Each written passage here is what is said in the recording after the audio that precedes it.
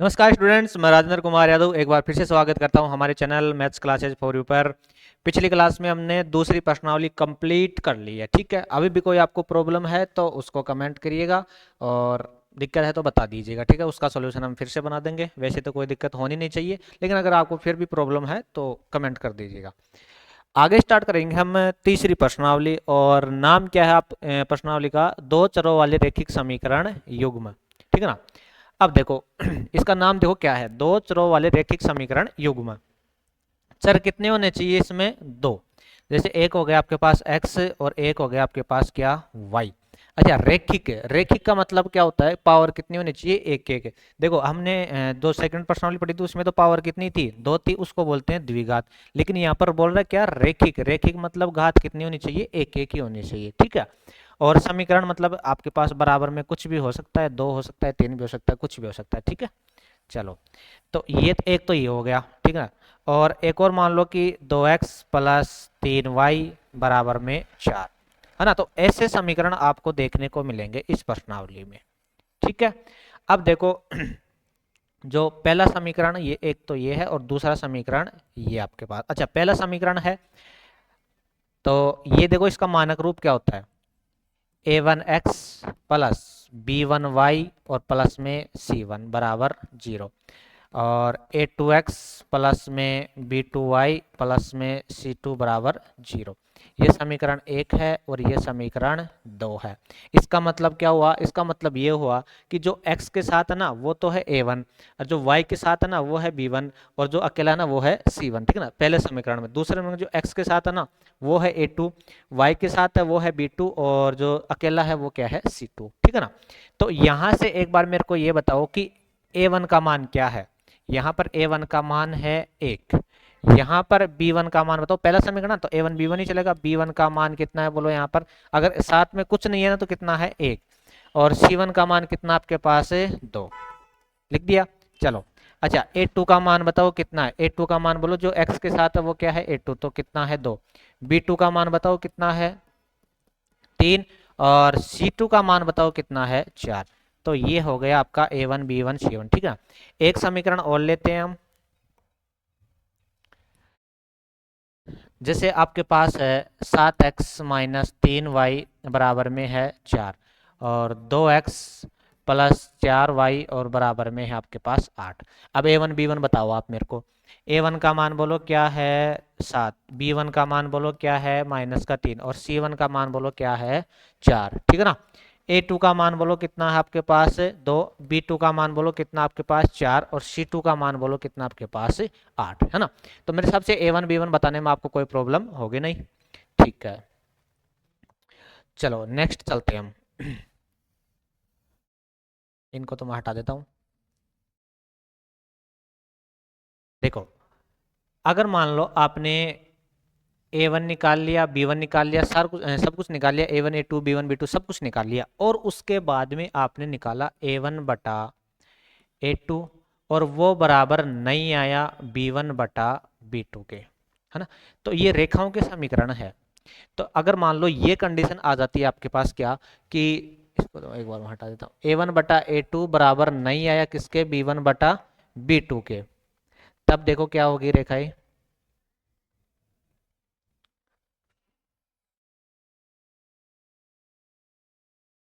ठीक है। अगर मान लो A1 बटा A2 बराबर नहीं आया B1 बटा B2 के, तो रेखाएं प्रतिच्छेदी होंगी। प्रतिच्छेदी मतलब एक दूसरे को काटेगी। ठीक है।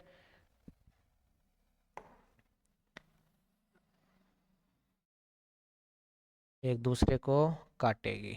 ठीक है। और रेखाएं कैसी होंगी? ये प्रतिच्छेदी। ठीक है। अच्छा, कितनी जगह काट रही है? एक जगह ही काट रही है ना। एक जगह ही काट रही है तो इसके हल भी कितने होंगे? एक। जितनी जगह काटेगी ना उतने ही हल होंगे। तो ये कितनी जगह काटेगी? प्रतिच्छेदी रेखा है एक जगह काटेगी, तो हल कितने होंगे? एक हल। या इसको अद्वितीय हल भी बोलते हैं। अद्वितीय हल। ठीक है। उसके बाद में आपके पास अच्छा हल है ना, तो फिर वो संगत भी होगा। क्या होगा? संगत। संगत हल। ठीक है। अच्छा, एक कंडीशन तो हो गई।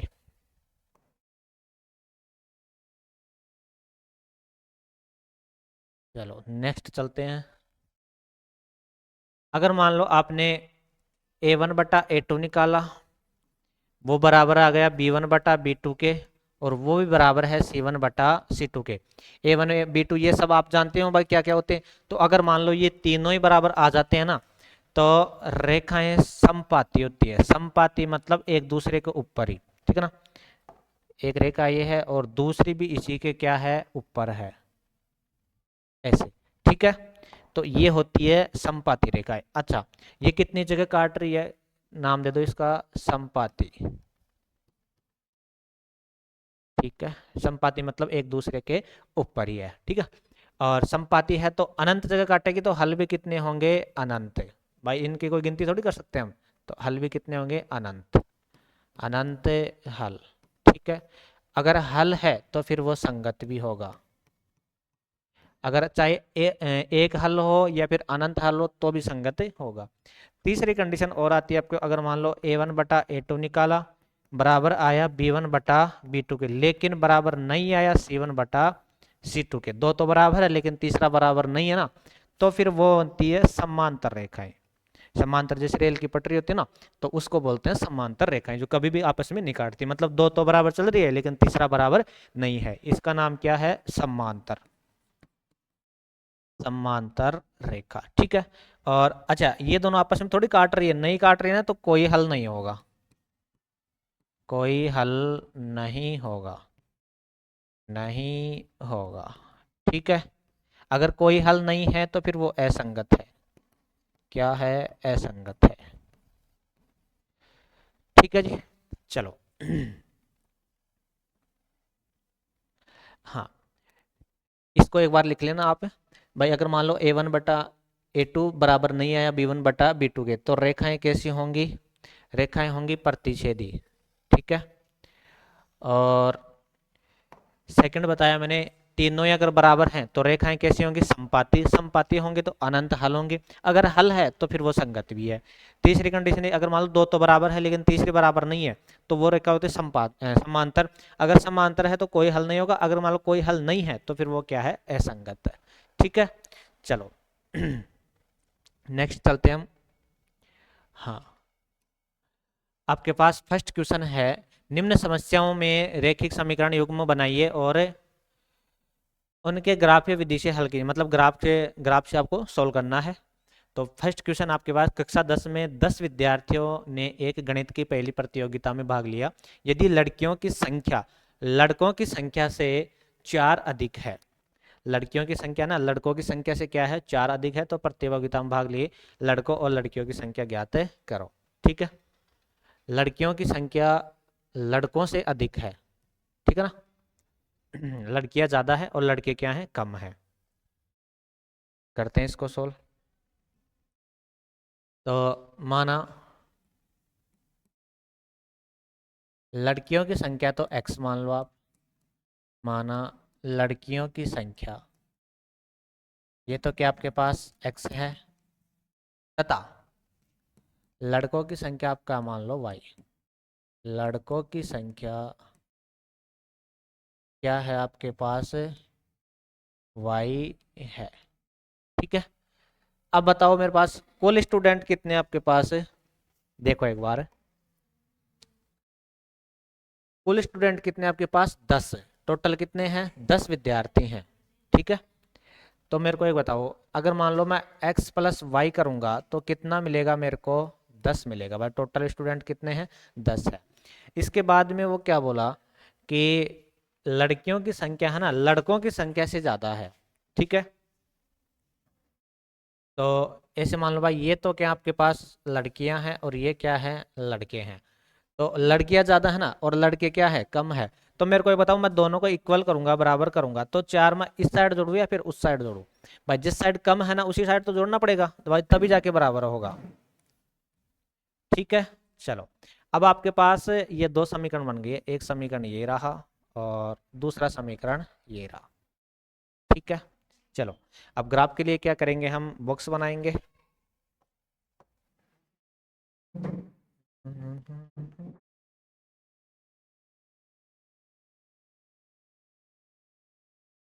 और एक इसके लिए बनाएंगे। ठीक है, चलो।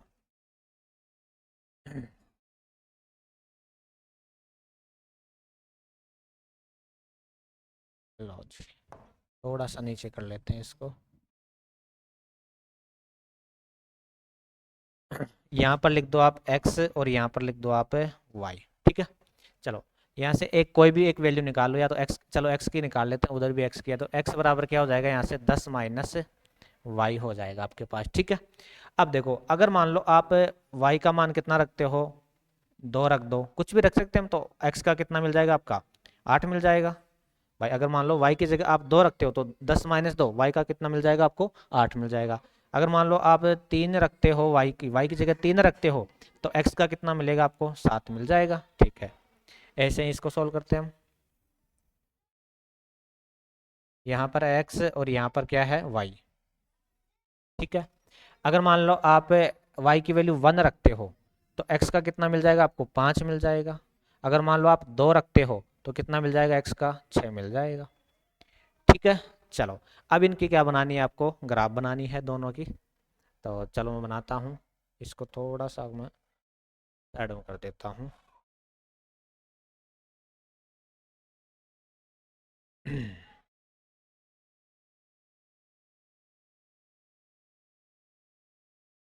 इसको इसके नीचे ही कर देता हूँ मैं, और फिर इधर बना लेते हैं हम क्या, ग्राफ। ठीक है, चलो।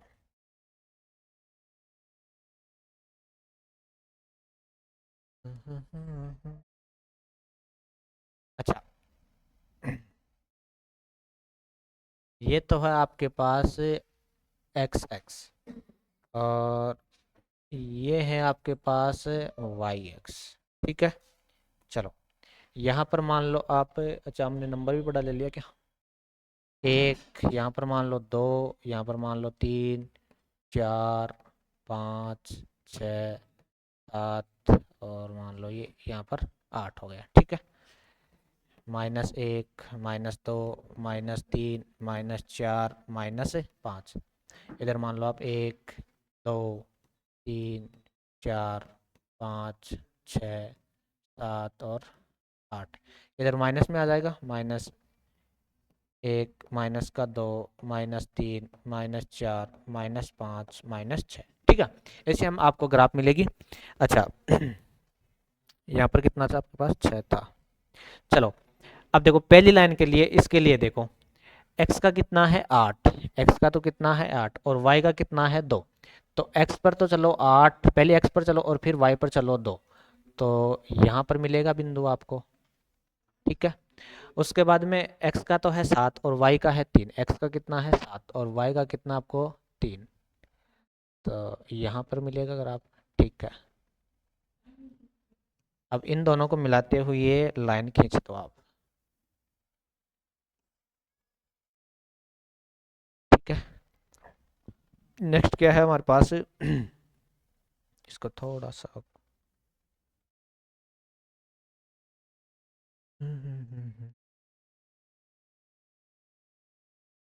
रे रे रे रे रे, चलो छोड़ो,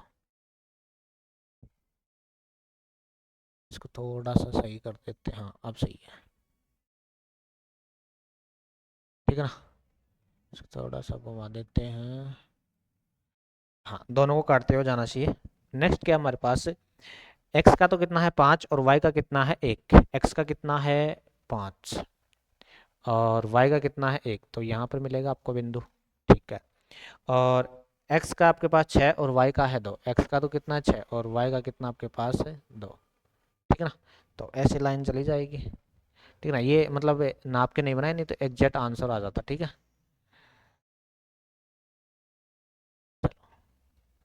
अब आपको ये से तो ये बिंदु कौन सा मिल रही है, 6 और 3 पे है ना, 6 और 3, 6 और 4 पे, देखते हैं कितने पर मिलता है ना। मतलब एग्जैक्ट नहीं बना, लेकिन अगर मान लो एग्जैक्ट बनता तो ये जहाँ पर ये काटता ना वहीं सॉल्यूशन हो जाता, एक्स का आपने जो माना था और वाई का आपने जो माना था, ऐसे। ठीक है ना, चलो नेक्स्ट है हमारे पास क्या,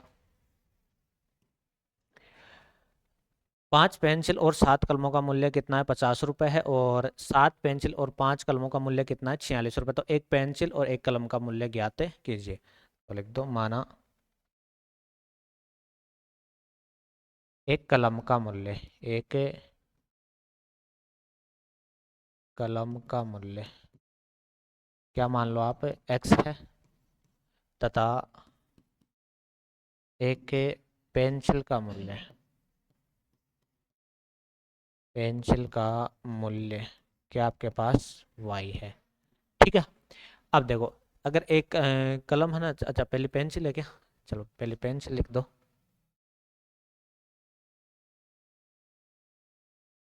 एक पेंसिल का मूल्य एक्स है और एक कलम का मूल्य क्या आपके पास वाई है। ठीक है।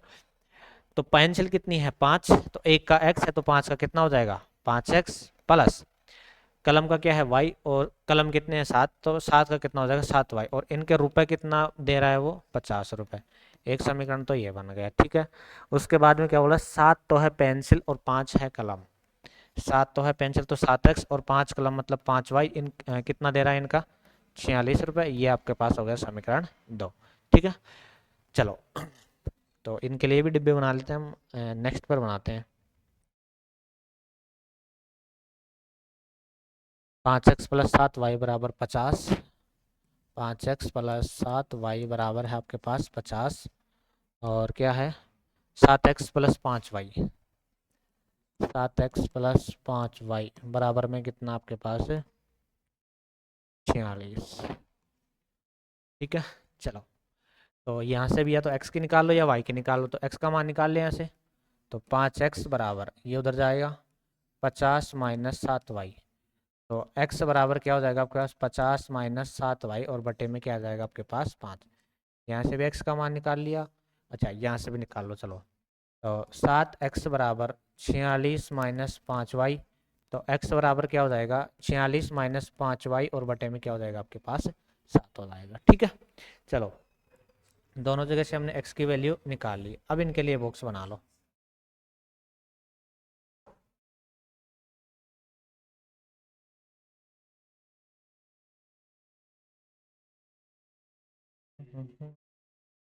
चलो, ये है आपके पास x, ये है y, ये है x और ये है y। ठीक है। अब देखो x और y की वैल्यू थोड़ा सोच समझ के रखना पड़ेगा कि 5 से कट जाए, वो वही रखेंगे हम। ठीक है।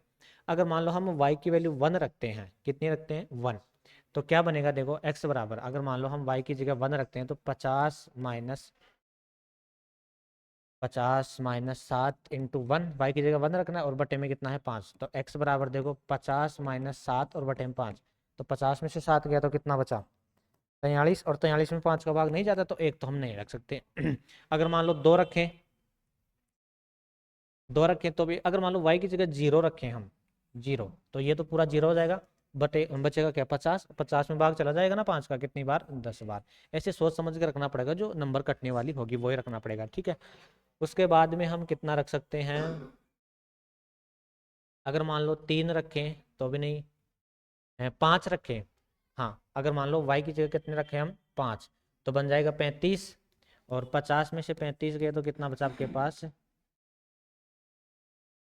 15, और 15 में भाग चला जाएगा कितनी बार 3 बार। ठीक है।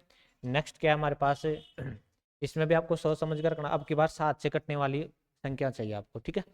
तो अगर मान लो हम y की जगह 1 रखते हैं, y की जगह 1 रखते हैं तो x का क्या मिलेगा आपको 46 माइनस 5, और बटे में कितना है 7, तो कितना बचा यहाँ से 41, 41 में 7 का भाग नहीं जाता, तो एक तो हम नहीं रख सकते। अगर मान लो 2 रखें, 2 रखें तो भी नहीं बेटेगा। अगर मान लो 3 रखें, तो अगर 46 माइनस 3 रखते हैं तो 5 इंटू 3 15 बन जाएगा यहाँ पर, और बटे में क्या आपके पास 7, तो यहाँ से कितना बचा आपके पास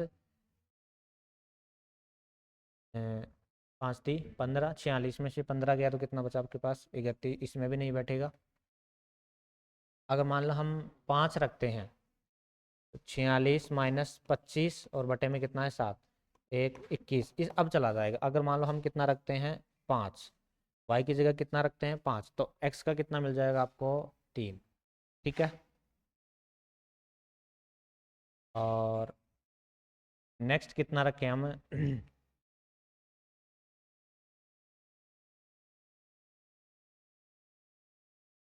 एक बार है माइनस माइनस में रख के देख ले क्या। ठीक है, x बराबर 46 और माइनस में है 5 और y की जगह हम अब की बार रख रहे हैं कि यहाँ पर 56 बन जाए 4 या 2। एक बार माइनस का 2 रख के देखो तो x बराबर बटे में कितना आपके पास 7, 46 प्लस का 10 हो जाएगा और बटे में कितना है 7, तो x बराबर कितना हो जाएगा ये 56 बटे में 7, तो x का मान कितना आ जाएगा 8। ठीक है ना। तो अगर मान लो हम y की जगह -2 रख रहे हैं ना, तो x का मान कितना मिल रहा है आपको 8 मिल रहा है। ठीक है, चलो तो यही इसके सॉल्यूशन हो जाएंगे। और अब इनको क्या करना है, आपको ग्राफ पर ड्रॉ करना है और जहां पर कटेगा ना वही आंसर हो जाएगा। या फिर ऐसे मान लो जिन दोनों में सेम होता है ना, यहीं पे कटेगा दोनों में। ठीक है, तो आपको ग्राफ बनानी है और पेपर पर बना लेना और दोनों को ड्रॉ कर देना इनको। ठीक है, और जहां पर जैसे मान लो ये ग्राफ बना दिया आपने, एक रेखा ऐसे गई दूसरी रेखा ऐसे गई, अगर मान लो यहाँ पर कट रहे हैं तो वही सॉल्यूशन हो जाएगा। x का मान कितना आया इस बिंदु पर और y का मान कितना आया, वही इसका क्या हो जाएगा, सॉल्यूशन हो जाएगा। ठीक है ना। चलो मिलते हैं अब नेक्स्ट वीडियो में, तब तक के लिए चैनल को सब्सक्राइब कीजिएगा। Thank you.